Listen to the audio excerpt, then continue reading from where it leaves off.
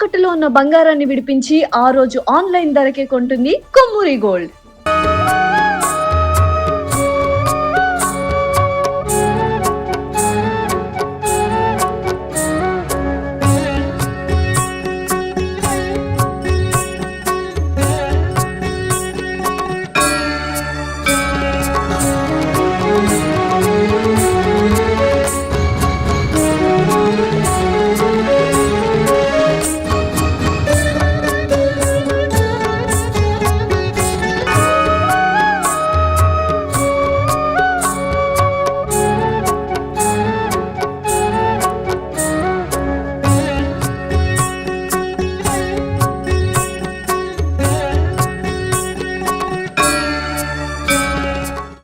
Hi hello welcome to Suman TV. నేను మీ Roshan. So మీ అందరికీ తెలిసిందే, వారాహి నవరాత్రులు అనేది ప్రతి ఒక్కళ్ళు కూడా చాలా నిష్ఠగా చేస్తున్నారు అన్ని ప్రదేశాలలో. ముఖ్యంగా పవన్ కళ్యాణ్ గారు కూడా అసలు నవరాత్రులకు ముందే ఆయన కూడా మాల ధరించి వారాహి అమ్మవారిని పూజించడం మనందరం చూస్తున్నాం. నిజంగా ఈ వారాహి నవరాత్రులు అనేది చేస్తే ఎంత గొప్ప మహిమలు కల తల్లి అందరినీ ఆశీర్వదిస్తుందో చాలా తక్కువ మందికి మాత్రమే తెలుసు. ఎందుకంటే వారాహి దేవతని మనం చాలా ప్రదేశాల్లో చూసుంటాం, కానీ ఇక్కడ మటుకు ఒక శాలిగ్రామ వారాహి దేవి కొలువై ఉందన్నమాట. మిలియన్ ఇయర్స్ నుంచి కూడా ఆ విగ్రహం అలానే ఉంది. ఆ విగ్రహం యొక్క మహిమ అంతా ఇంత కాదని చెప్పి చాలా మంది చెప్పారు. సో శ్రీనగర్ కాలనీలో ఉన్న రుద్రాక్ష వైభవం అనమాట ఇది. సో నిజంగా ఈ వారాహి పూజ చేయడానికి గురువు గారు నన్ను ఇక్కడ ఇన్వైట్ చేసినందుకు ఫస్ట్ ఆఫ్ ఆల్ ప్రత్యేక ధన్యవాదాలు రూద్రాక్ష వైభవం గురూజీ గారికి. అండ్ ముఖ్యంగా వారాహి అమ్మవారిని చూడాలని ఎంతో మంది అనుకుంటారు. చాలా ప్రదేశాలలో మనం చూసే వారాహి విగ్రహం వేరు, ఇక్కడికి వచ్చిన వారాహి అమ్మవారు వేరు. దాని ప్రత్యేకతలు నాకన్నా కూడా ఆయన చెప్తేనే బాగుంటుంది. సో మన మహర్షి గురువు గారు, సో గురుగారు నమస్తే. So thank you so much, ధన్యవాదాలు ఇక్కడికి మమ్మల్ని పిలిచినందుకు ప్రత్యేకంగా పూజ కోసం.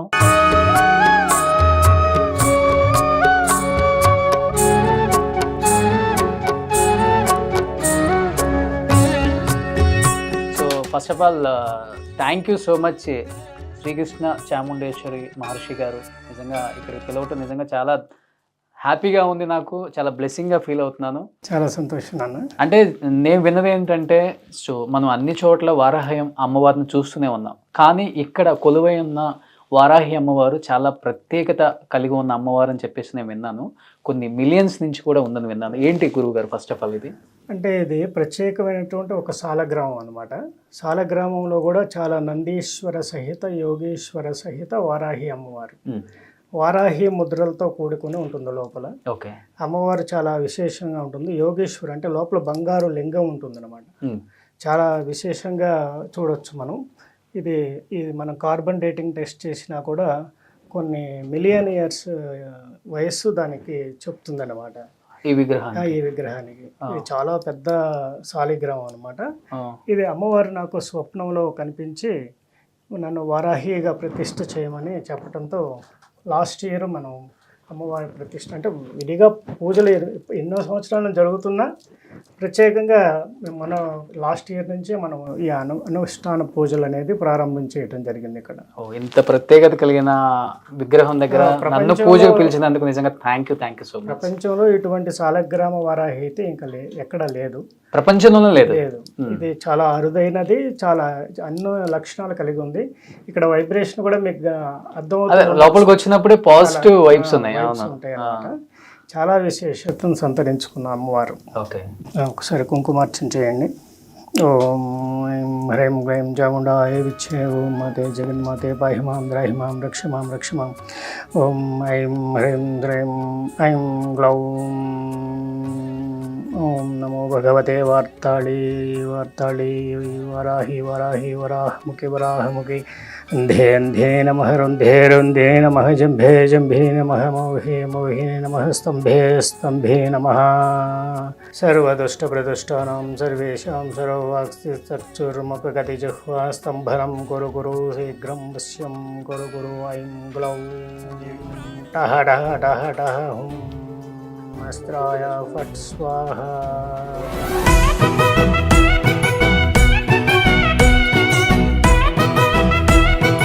గురుగారు మాట్లాడుతుంటే నేను వింటాను. కూర్చోవచ్చుగా? కూర్చోవచ్చు సార్.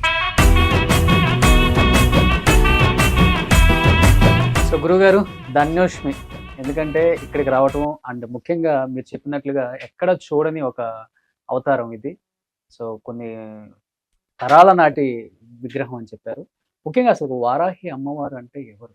లక్ష్మీదేవి వంశమా లేకపోతే పార్వతీదేవి వంశమా? అమ్మవారు ఎవరనే చెప్పాలంటే ముందు విష్ణుమూర్తి నీటిలో ఉన్నటువంటి అవతారంగా మనం చూసినట్లయితే వరాహస్వామిగా వెళ్ళి భూమిని రక్షించడం, వేదాలు రక్షించడం అనేది జరిగినప్పుడు ఆ వరాహ అవతారాన్ని చూసి అమ్మవారు మైమర్చిపోతుంది లక్ష్మీదేవి. ఆయనకి స్వాలంబన తేవటం కోసం ఆమె వరాహిగా మారి ఆయన దగ్గరికి చేరుతుందన్నమాట. ఈ యొక్క అద్భుతమైనటువంటి సన్నివేశమే వారాహిగా పిలువబడింది. ఆమె భూదేవి. భూదేవే ఆయనకి అర్పించుకునే విధానం వారాహిగా మారటం అన్నమాట. ఈ వారాహి అత్యంత సుందరమైనటువంటి రూపం విష్ణుమూర్తిని స్వాలంబన చేస్తుందన్నమాట. అది భూ వారాహిగా ప్రసిద్ధి చెందింది. అంతేగాని అమ్మవారికి పార్వతీదేవికి ఎటువంటి సంబంధం లేదు దీంట్లో. కేవలం మనకి అమ్మవారు లక్ష్మీ స్వరూపమే. శ్రీ వారాహిగానే కొలుస్తారన్నమాట. కేరళలో కానివ్వండి, తమిళనాడులో కానివ్వండి, మనకి లక్ష్మీదేవి స్వరూపంగానే అమ్మవారిని భావించడం జరుగుతూ ఉంది. అంటే రకరకాలుగా చెప్తున్నారు, ముఖ్యంగా అమ్మవారి గురించి, అమ్మవారి గొప్పతనం గురించి, అంటే కలిగే ప్రయోజనాల గురించి కూడా చాలా మంది చెప్తున్నారు. సామాన్యులు కూడా, అంటే పూజించే సామాన్యులు కూడా, భక్తులు కూడా.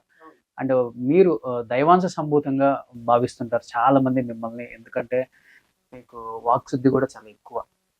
అంటే ముఖ్యంగా కలిగే ప్రయోజనాలు అంటే ఏమని చెప్తారు?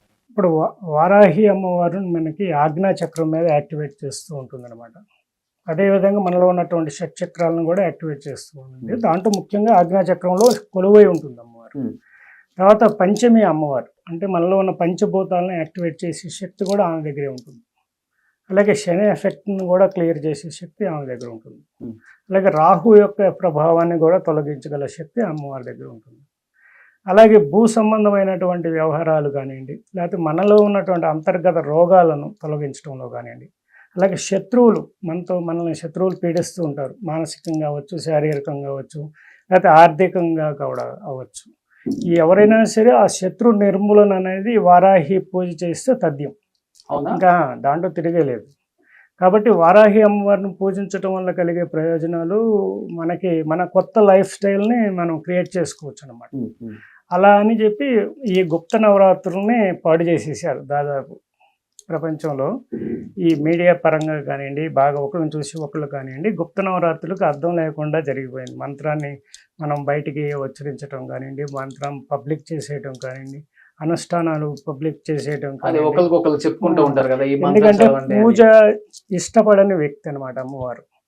పూజ చేసేటప్పుడు అంటే బార్బాటంగా చేసే పూజ కాదనమాట. చాలా క్లుప్తంగా గుప్తంగా చేయాల్సిన పూజ అనమాట. రాత్రి పూజ దేవి, రాత్రి సంచారిణి దేవి. మనం చూస్తుంటాం అర్ధరాత్రుల్లో మనం ట్రావెల్ వెళ్తుంటే 12 దాటితే అన్ని పండులన్నీ కూడా మనకి రోడ్ల మీద కనబడుతూ ఉంటాయి. ఇక అంటే అమ్మవారు చాలా గుప్తంగా ఉండాలి, గోప్యత అనేది ప్రదర్శించే అమ్మవారు అనమాట. కాబట్టి అమ్మవారిని బాహాటంగా పూజ చేసుకునే విధానం లేకుండా ఉండటం అనేది శ్రేయస్కరం. ఓకే, అంటే మీరు అన్నట్లుగానే ఎక్కువ మంది నైటే పూజ చేస్తున్నారు. బట్ ఎలా చేయాలి అంటే కూడా కొన్ని నియమాలు కూడా తెలియట్లేదు. ఇంట్లో పెట్టుకొని ముఖ్యంగా చాలా మంది పూజలు చేస్తున్నారు కాబట్టి ఎలాంటి నియమావళి అంటే 9వ రోజు చాలా ముఖ్యం. రేపు 9వ రోజు ఎలాంటిది పాటిస్తే ముఖ్యం ఇవాళ రేపు? అసలుకి రేపు అమ్మవారికి కంద దీపం అనేది ఇవ్వటం, అలాగే దోసకాయలను నైవేద్యంగా పెట్టడం, వాటిని ఎక్కడన్నా వాటికి మన పబ్లిక్గా 105 ఉంటాయి కాబట్టి అటువంటి వాటికి చేరే అవకాశం ఉన్నా కూడా చేర్చడం అనేది కూడా మంచిది అనమాట. అయితే కంద దీపం అనేది పెట్టడం అనేది ఇప్పుడు మీరు చూస్తారు.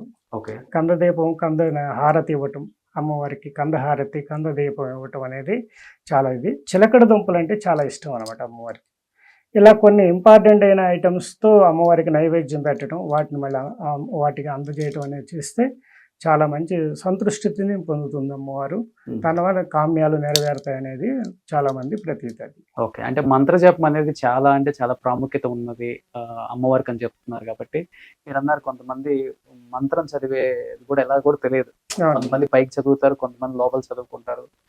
అంటే ఎలా దాన్ని జపిస్తే ఇది చాలా ఒక అద్భుతమైన సంఘటన ఏంటంటే, నేను చిన్నప్పుడు ఈ పందులన్నీ కూడా వెళుతూ ఉంటే అన్ని విన్గా వెళుతూ ఉంటాయి. ఆ పందులు కాచే ఆయన టహ్ టహ్ టహ్ అంటాడు. అనగానే ఎమ్మటే అవి అన్నీ ఒక లైన్లో వెళుతూ ఉంటూ నేను గమనించాను చాలాసార్లు. అమ్మవారి బీజాక్షరాల్లో టహ్ టహ్ టహ్ అనే మంత్రం ఉంది. ఓకే. బీజాక్షరాలు ఉన్నాయన్నమాట. అది మరి ఒక పామరుడికి ఎలా తెలిసింది? ఇది ఒక ఆశ్చర్యకరమైన విషయమే. ఏ పండితుడు చెప్పడు కదా, అవును. పిలిచి బీజాక్షరాలు బోధించడు కదా. మరి అతనికి ఎలా తెలిసిందంటే ఆమె ఇచ్చింది అతనికి మంత్రం. ఓకే. ఎంత గొప్ప అంశం అండి ఇది. అంత అద్భుతమైనటువంటి, అంటే స్వయంగా ఆమె మనల్ని సరిదిద్దగల శక్తి, నిన్ను రైట్ వేలోకి పంపించగల శక్తి ఆమె దగ్గరే ఉంటుంది. ఎప్పుడైతే మనం మంత్రాన్ని జపం చేస్తూ ఉండటం వల్ల మనలో ఉన్నటువంటి కామ, క్రోధ, లోభ, మోహ, మాధమాశ్చర్యాలన్నింటినీ కూడా ఆర్డర్లో తీసుకొచ్చే అవకాశం ఉంటుంది. అదేవిధంగా మనం ప్రెగ్నెంట్తో ఉన్నటువంటి అమ్మవారు ఉంటారు, పంది పిల్లలతో ఉంటుంది. అది ఎలా చూస్తుందంటే అమ్మవారు మనకు అటు ఇటు ఉంటారు, 8 దిక్కులా చూస్తుంది. అటు 4 దిక్కులా, ఇటు 4 దిక్కులా చూస్తుంది అమ్మవారు. అంటే ఒక పంది పిల్లల్ని అటాక్ చేయాలంటే 6 కుక్కలు కావాలండి. 6 కుక్కలు అయితేనే ఒక పందిని క్యాచ్ చేయగలుగుతాయి. అంటే అంత ఫైట్ ఈ కుక్కలకి ఆ పందికి జరుగుతూ ఉంటుంది మధ్యలో. అయినా కూడా వాటిని ఎంతో చాకచక్యంగా వాటిని ఓడిస్తుంది. ఈ 6 కుక్కలు ఏంటంటే ఈ అరిషడ్ వర్గాలు అనమాట, మన యొక్క అరిషడ్ వర్గాలు. అదేవిధంగా పంది పిల్లల్ని ఎంత సంరక్షిస్తుందో మనల్ని కూడా అంతే విధంగా మనం ఉపాసన చేసిన వారిని సంరక్షిస్తుంది. ఇది లైవ్ అనమాట. ఎవరైనా కూడా పందుల్ని ఒకసారి మనం గమనిస్తే చెప్పినయే మనకు అర్థమవుతుంది. కాబట్టి అమ్మవారు సంరక్షణీయ స్వరూపిణి, మనల్ని జాగ్రత్తగా కాపాడుతుంది.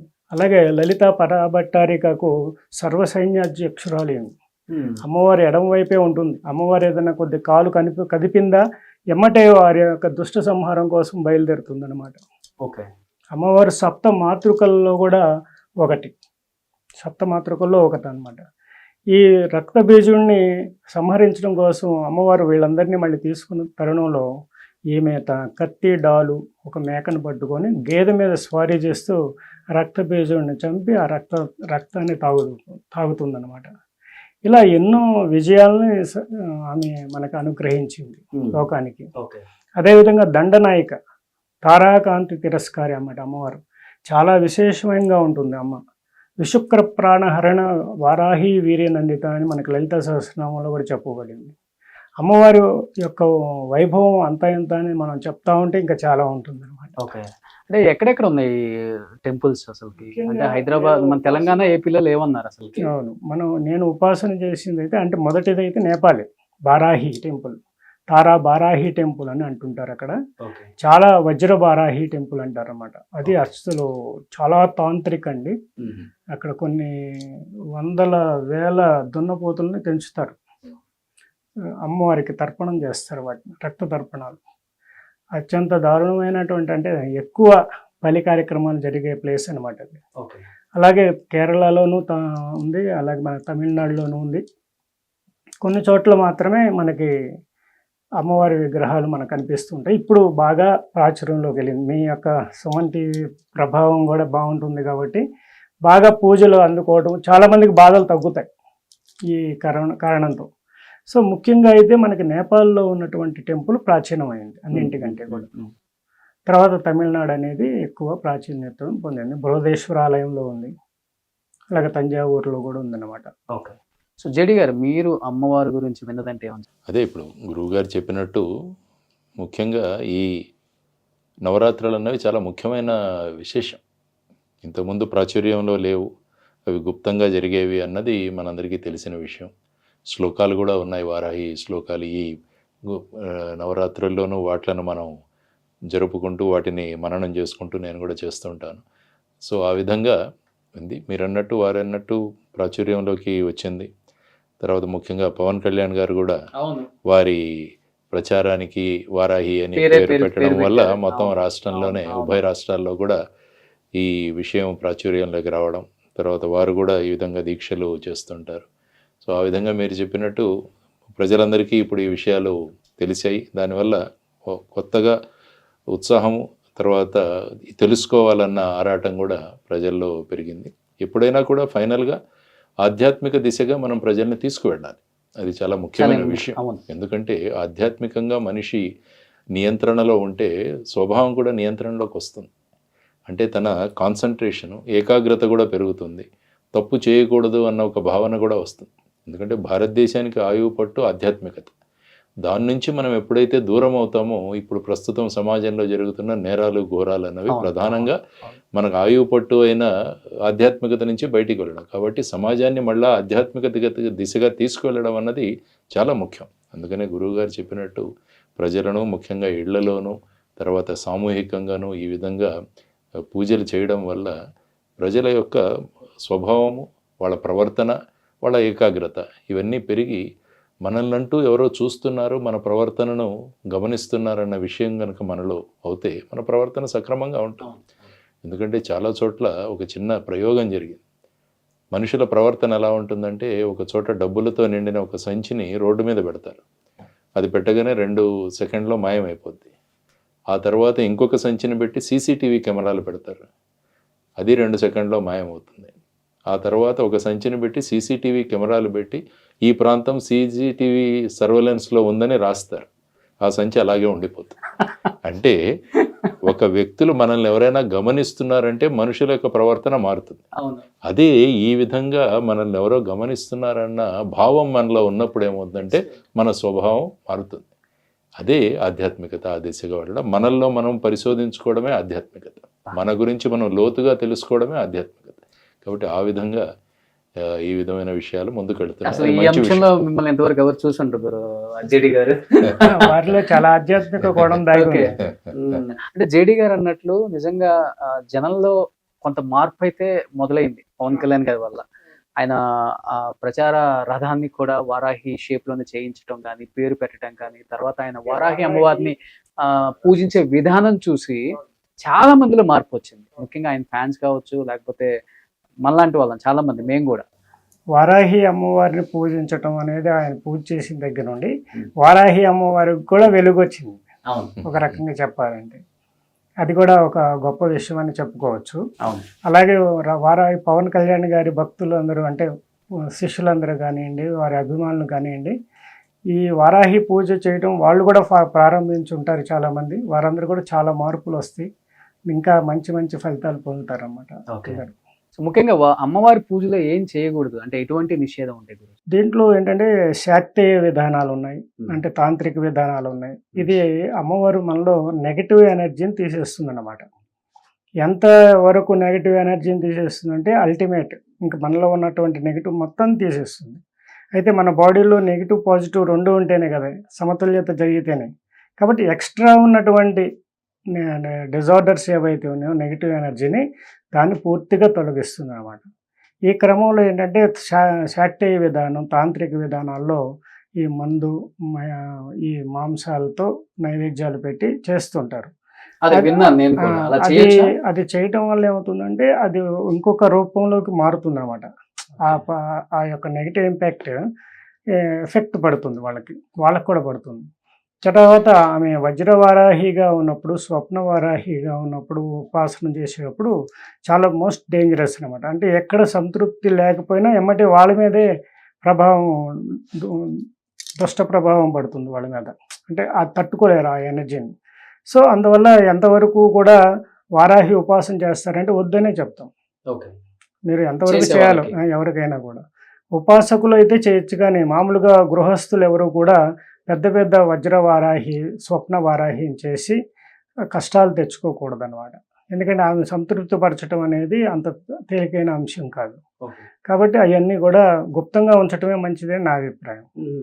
అంటే ఎలా చేస్తే మంచిది, అంటే ఎలాంటి నైవేద్యం పెట్టాలి, ఎలా చేసుకుంటే చెప్పటమే గుప్తంగా ఉంచడం మంచిదని నా అభిప్రాయం అంటున్నాను. అంటే మీలాంటి వాళ్ళు చెప్తేనే కదా అది చేస్తే ఆల్రెడీ చేసుకోండి అని అర్థం. అంటే ఇప్పుడు ఏదైతే మనం చెప్తామో, మీరు అన్నట్లుగా చాలా మంది డిజిటల్ మీడియా ప్రభావం, డిజిటల్ మీడియాని వచ్చిన తర్వాత దాంట్లో చూసి రకరకాల అది మనం ఎక్స్పెరిమెంట్స్ అన్ని రకాలుగా ఇప్పుడు ఎట్లా అయిపోయిందంటే మీకు తెలిసిన విషయమే. అవును, అది మనం ఈసారి స్పెషల్గా ఒకసారి చెప్దాం దానికోసం. ఎందుకంటే అది ఇప్పుడు చేయకూడదు, ఇప్పుడు అలా అది చేయటం వల్ల వాళ్ళకి ఎక్కువ నెగిటివ్ ఇంపాక్టే పడుతుంది కాబట్టి అది కొంతమందికి మాత్రమే పర్సనల్గా గుప్తంగా చెప్పవలసిన విధానం అనమాట. ఓకే. కాబట్టి అది మనం త్వరలో మళ్ళీ ఇంకోసారి క్లుప్తంగా నేను తర్వాత చెప్తాను. సరే, అది క్లుప్తంగా చెప్తా అన్నారు కాబట్టి మీరు చెప్పండి గురూజీ. అంటే అమ్మవారి మీద అంటే మీకున్న అనుభవాలు, అంటే మీకు జరిగిన మీ లైఫ్ లో ఎన్నో యాక్సిడెంట్స్ నుంచి నేను బయటపడడానికి కారణమైందండి. ఒకసారి కంచి నుంచి వస్తున్నప్పుడు టైర్ బరస్ట్ అయ్యి దాదాపు 1 కిలోమీటర్ అటు ఇటు పాములాగా తిరిగి రోడ్ ఒక సప్టాన్ని కూడా గుద్దితే సప్టా కూడా పగిలిపోయింది. తర్వాత సప్టాను గుద్దిన తర్వాత కారు 2 చక్రాల మీద అట్లా వెళ్ళి లోయలో పడిపోతున్న తరుణంలో ఒక మైలురాయి లాగా ఉండి ఆ రాయికి కారు గుద్దుకొని ఆగిందనమాట.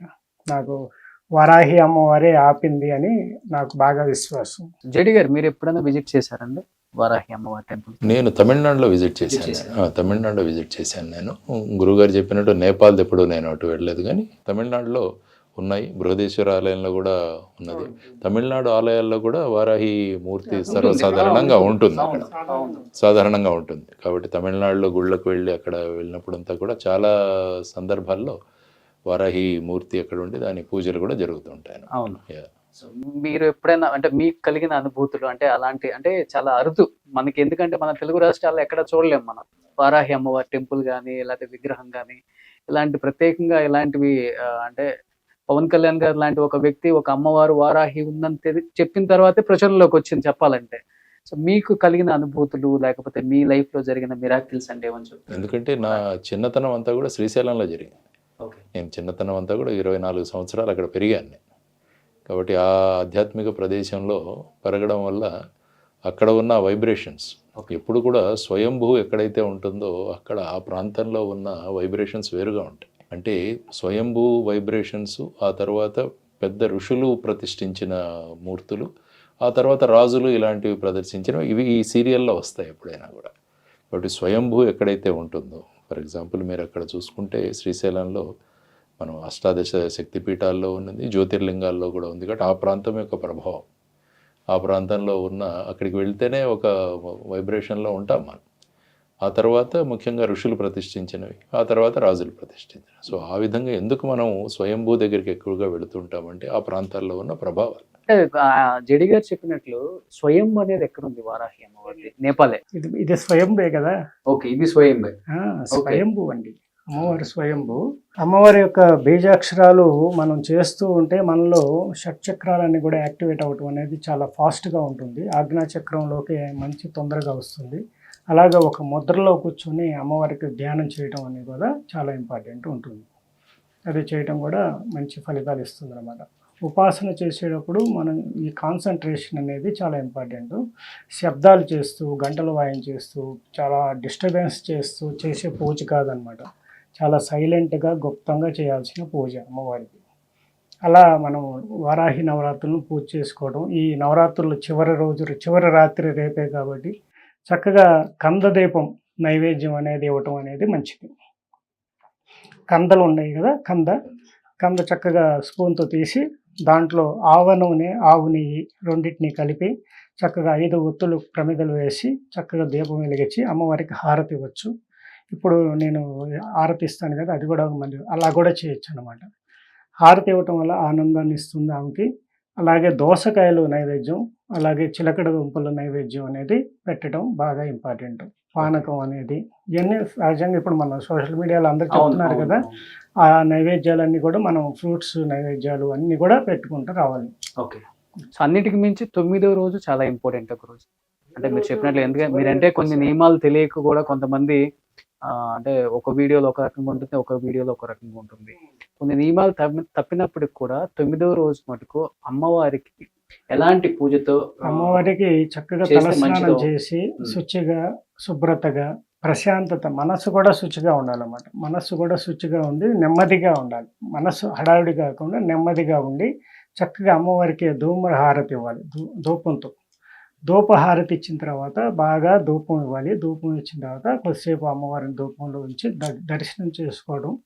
ఆ తర్వాత నైవేద్యాలు పెట్టడం. నైవేద్యం పెట్టిన తర్వాత అమ్మవారికి కంద హారతి ఇవ్వటం. మామూలుగా హారతి ఇచ్చిన పర్లేదు, కంద కోసం మళ్ళీ పరిగెత్తక్కర్లు అందరూ. దొరికితే కంద హారతి ఇవ్వటం అనేది, లేకపోతే చక్కగా హారతి ఇచ్చి చక్కగా సంతృప్తిగా అమ్మవారికి వాయనం శారీ అయి పెట్టి అమ్మవారికి ఆనందంగా నైవేద్యాలు, పరవాన్నము, చక్కెర పొంగలి ఏవైనా కూడా పెట్టి సమర్పించి అమ్మవారికి పూజ ముగించవచ్చు. సో ఒకరోజు 9వ రోజు అసలు ఎలాంటి నియమాలు చేస్తే, ఎలాంటి హారతులు ఇస్తే బాగుంటుంది? పంచహారతులు ఇవ్వచ్చు, ధూపహారతి ఇవ్వచ్చు, దీపహారతుల్లో నాగహారతి ఇవ్వచ్చు. ఇంకా వారు కందహారతి ఇవ్వమని చెప్పా కదా, కందహారతి, కంద దీపం కూడా పెట్టచ్చు అనమాట. ఇప్పుడు కంద దీపం అక్కడ ఉంది చూశారు కదా, ఆ కంద దీపం కూడా మనం ఇక్కడ వెలిగిస్తారన్నమాట. కంద దీపం వెలిగించవచ్చు. తర్వాత హారతులు పచ్చ కర్పూరంతో కూడా హారతి ఇవ్వచ్చు. ఇది చాలా హారతులు ప్రత్యేకత. తర్వాత అమ్మవారికి నైవేద్యాలు, ఇప్పుడు ఇందాక చెప్పిన నైవేద్యాలన్నీ ఇవ్వచ్చు. తర్వాత అలంకారం అనేది చక్కగా చేయడం అనేది అమ్మవారికి ఇష్టం. అంటే జ్యోతిష్య శాస్త్రరీత్యా ఉపాసనలో ఎవరికి ఉపయోగిస్తారు? జ్యోతిష్య శాస్త్ర ప్రకారం వారాహి అమ్మవారిని పూజ చేయటం వల్ల రాహు గ్రహ దోషాలకు సంబంధించిన ఏదైనా ఉంటే ఉపశమనం లభిస్తుంది. అలాగే తంత్రశాస్త్ర ప్రకారంగా తాంత్రికంగా కొంత ఇన్ఫెక్టెడ్కి గురవుతారు కొంతమంది. చేతబడులని, బాణమని, చిల్లంగని, లేకపోతే దిష్టికి, కొన్ని దుష్టశక్తి కొన్ని కాన్సెప్ట్స్లో కొంత రోడ్ల మీద పడేసి తొక్కి వెళ్ళిపోవటం, వీటన్నిటికీ కూడా అమ్మవారు చెక్ పెట్టేస్తుంది అనమాట. వారాహి మాత అని తలుచుకుంటేనే చాలు అనమాట. అలాంటివన్నిటిని కూడా దూరం చేయగల శక్తి ఉంటుంది. అలాగే మనకి భూ వివాదాలు ఉంటాయి చాలా వరకు. భూమి అమ్ముడు పోకపోవటం, లేకపోతే ఎప్పటి నుంచో ఆ భూమి పరిష్కారం కాకపోవటం, లేకపోతే దాన్ని కట్టలేకపోవటం, లేకపోతే దాంట్లో వాస్తు ఉందని చెప్పి దాన్ని పాడుపెట్టేసేయటం, ఇలా ఏదైతే భూమి సంబంధం ఉన్నాయో ఈ 9 రోజులు చేసిన వారాహి పూజకు సంబంధించిన ద్రవ్యాలన్నింటినీ, మాలిన్యాలన్నింటినీ కూడా ఆ యొక్క భూమిలో నిక్షిప్తం చేసేయచ్చు. అది తీసుకెళ్ళి ఇప్పుడు పూజా ఐటమ్స్ అన్నిటిని కూడా అక్కడ భూమిలో పాతి పెట్టేయటం వల్ల కూడా ఆ భూమి క్షేత్రం పవిత్రమై వారికి అనుకూలంగా మారుతుంది. అది వారికి అమ్మి పెట్టారంటే అమ్మి పెడుతుంది, లేకపోతే దాన్ని డెవలప్ చేయాలంటే డెవలప్ చేస్తుంది, అక్కడ గృహయోగం కావాలంటే గృహయోగం వస్తుంది. అలా ఆ భూమికి సంబంధించిన దోషాలు ఏవైనా కూడా సరిచేయబడతాయి అన్నమాట.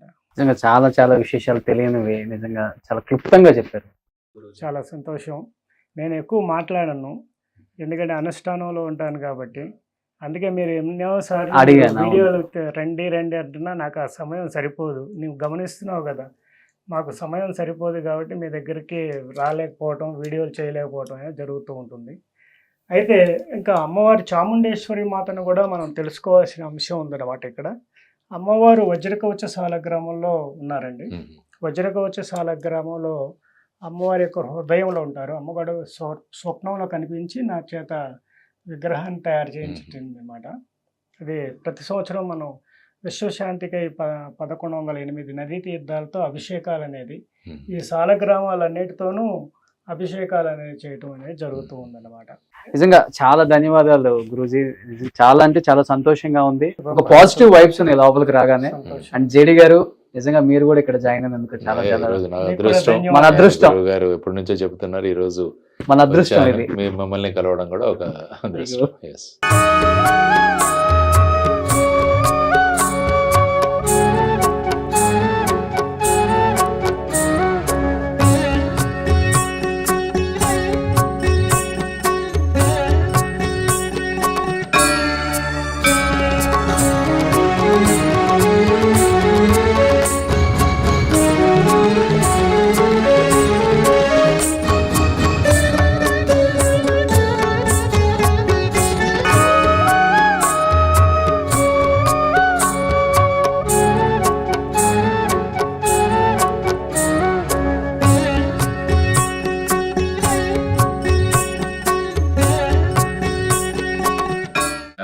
సుమన్ గారు, మేము కూడా వచ్చాం కార్యక్రమంలో. రోషన్ తీసాడు, నేను కూడా వచ్చాను అదే టైంకి. నన్ను కూడా ఇంటర్వ్యూలో ఇంక్లూడ్ చేశాను. తమరు కూడా ఒకసారి ఇచ్చేసి అమ్మవారిని దర్శనం పొందాల్సిందిగా కోరుకుంటున్నాం. సుమన్ టీవీలో మీ పర్సనల్ అండ్ బిజినెస్ ప్రమోషన్స్ కోసం కింది నెంబర్కి కాంటాక్ట్ చేయండి.